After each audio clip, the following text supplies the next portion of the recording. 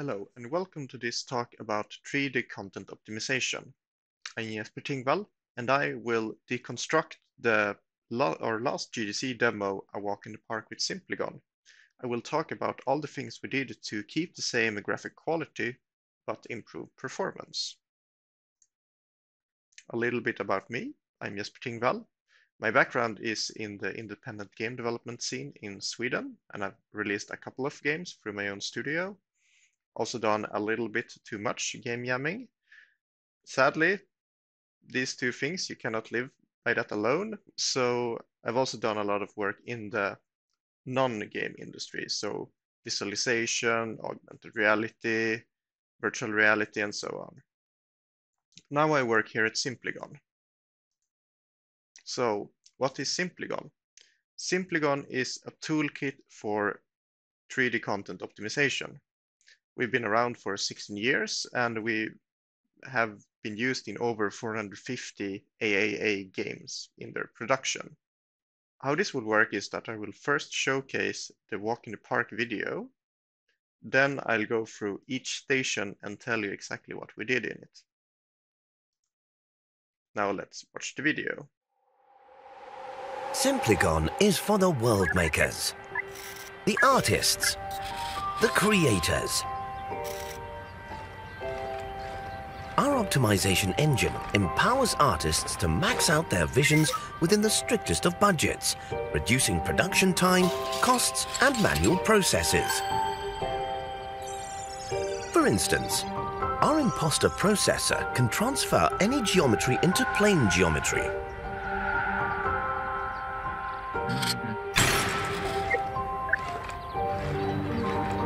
Simplygon LOD chaining maintains the beauty of characters at longer draw distances, preserving only what's necessary within the asset. Optimize further with our Bone LOD tool, which automatically selects only the key bones required for animation, providing significant skinning reduction, ideal when developing for or porting to less powerful platforms.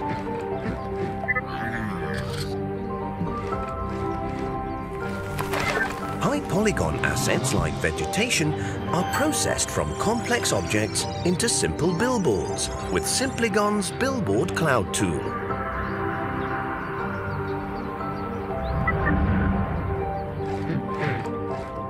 Visibility culling removes all polygons that aren't visible from specified camera angles, saving performance.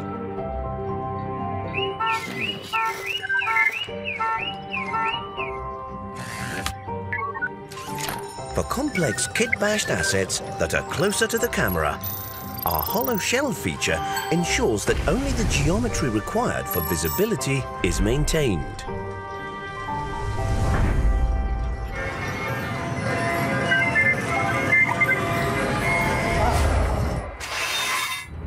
If you have texture budget to spare, create an even further optimized hollow shell using aggregation with material merging enabled and reduce a complex kit-bashed object down to just one draw call.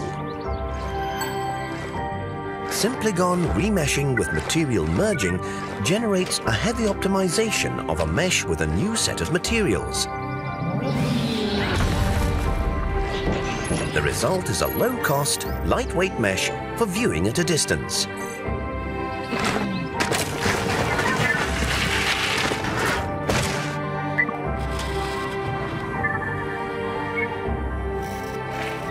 Simplygon is a helping hand and trusted partner for studios all around the world. Our powerful, battle-tested suite of tools is the reason that over 450 published titles use Simplygon technologies for 3D content optimization. Create more immersive worlds and realize artistic visions beautifully and efficiently with Simplygon.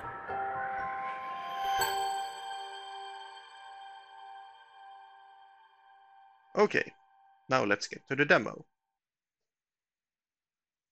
The first station is the gate to our Simplygon park. This gate is a prime example of thin geometry, meaning that we have in this case, tiny strips of metal bars, and then we have a huge hole in between them. These sorts of assets are really tricky to reduce because either we would very quickly start to remove the tiny details, the tiny metal bars, or we would create a polygon soup, and that would be very noticeable. So instead of removing polygons from this, we're instead going to bake this entire asset down to a set of planes, in this case, one plane. And we bake all of the details into normal maps, we bake all the textures, and from a distance, we can't tell difference.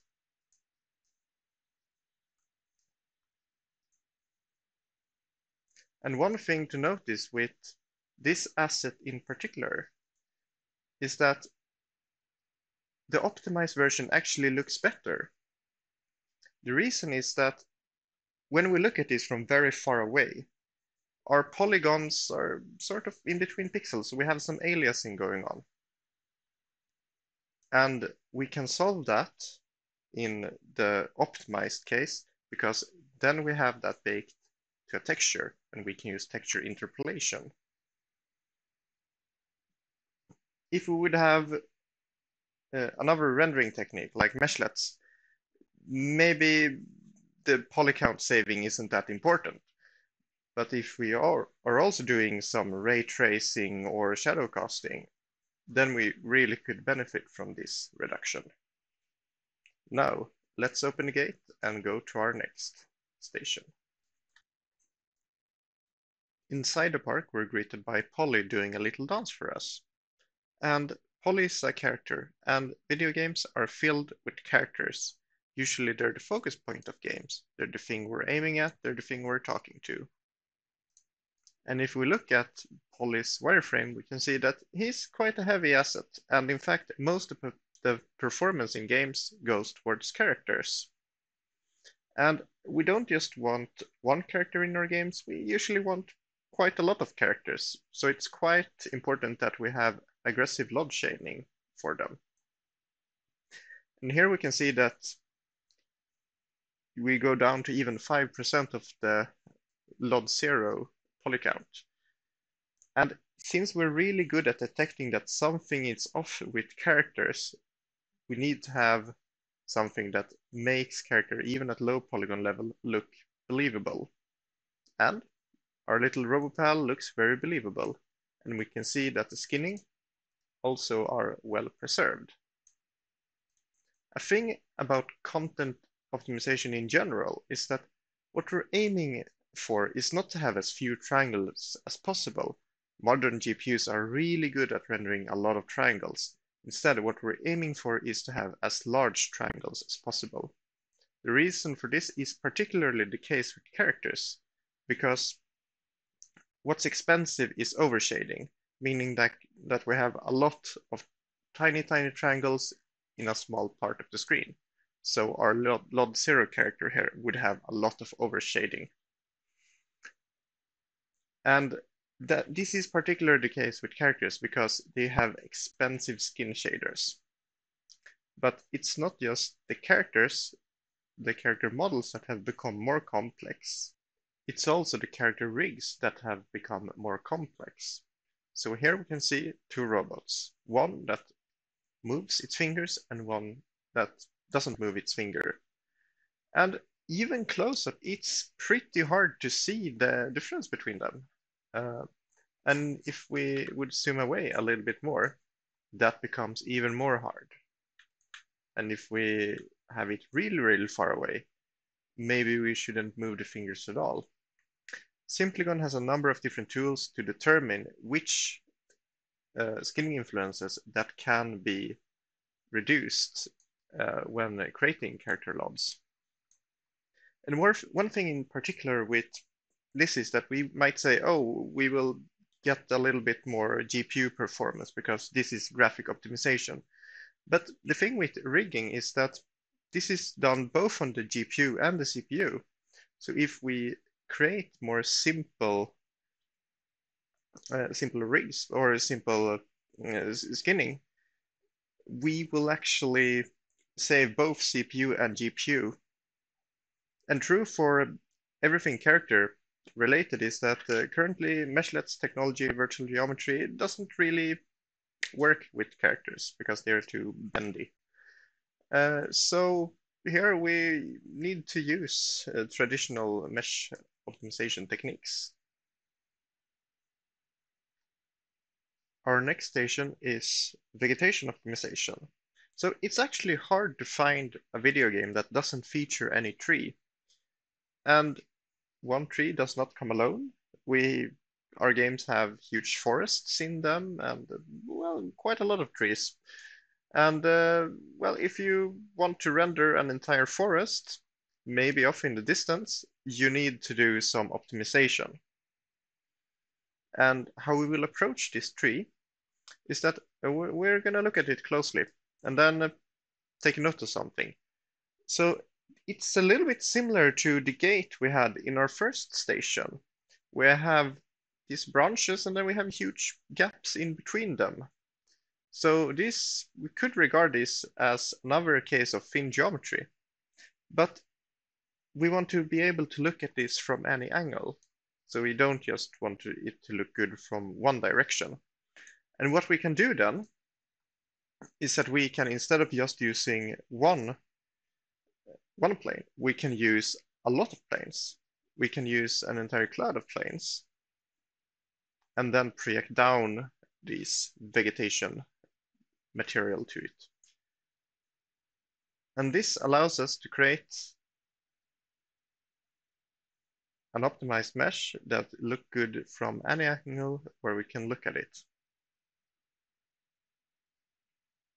And similarly to the gate in our first example, if we're using virtual geometry or meshlets, maybe this isn't a problem with the amount of geometry, but we could still benefit if we're using ray tracing or want to do it as a shadow caster. Our next station is visibility culling. So in a lot of games, the player's camera is limited, so they cannot see every prop from every possible angle. And a quite popular way of building maps is that we take some maybe high polygon prop and place them in the background somewhere where we cannot see it all. So if we can detect this, we can basically gain performance for free at no visual degradation. And that is exactly what visibility culling is all about. If we can define the angles where the player can look at the objects, we can calculate what parts that cannot be seen. So in this case, we can detect that the backside of this rock, it cannot be seen. And the reason why we have a few rock faces still in here is because, well, we can actually see them from certain angles here, like this angle. And yeah, this is usually done in combination with other optimization techniques like reduction or something. And this brings us to the next processor, hollow shell. Hollow shell is basically visibility culling squared. And this is particularly tailored for a kit bashing workflow.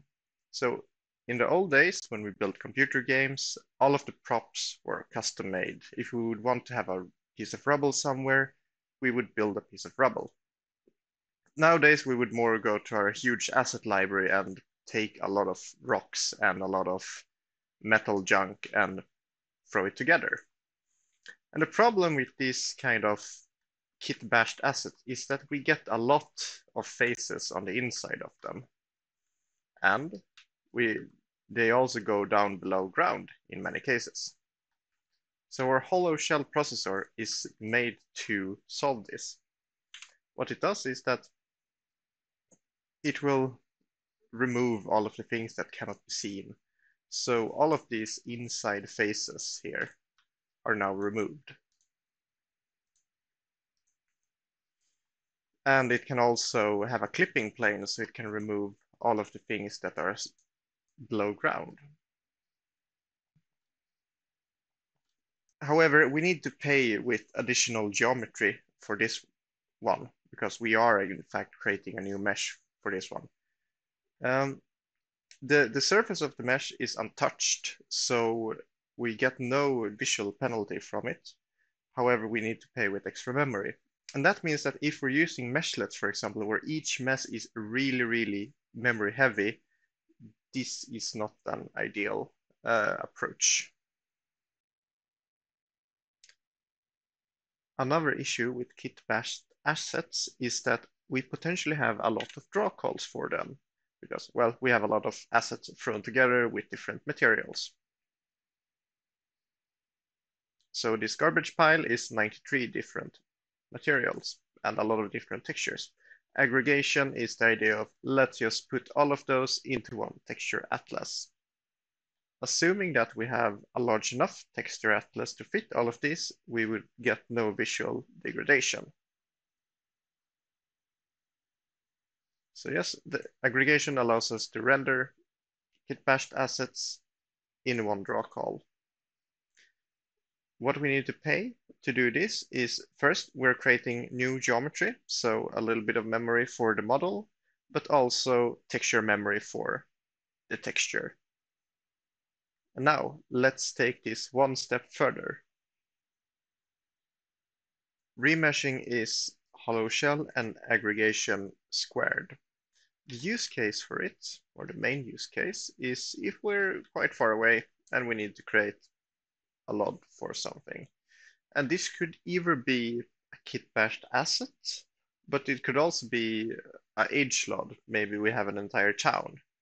And the thing with remeshing is that it removes all of the holes in your mesh automatically. Because how it works is that, think of it like shrink wrap. You take something, you place it over it, and then you apply heat. And that means that we, instead of figuring out what polygons to remove, we can instead add polygons where it matters. So this asset is obviously made to be viewed from a distance, and it's incredibly cheaper. It only has one material, so we can render our kit-bashed asset or our town in one draw call. And you might say that, oh, and this case is the same as for the last two, that if we have mesh-like technologies, well, this doesn't really matter.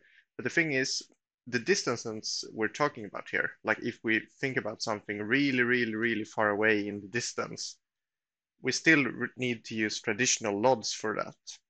And remeshing is a really good candidate for that. So that was our last station in Walk in the Park.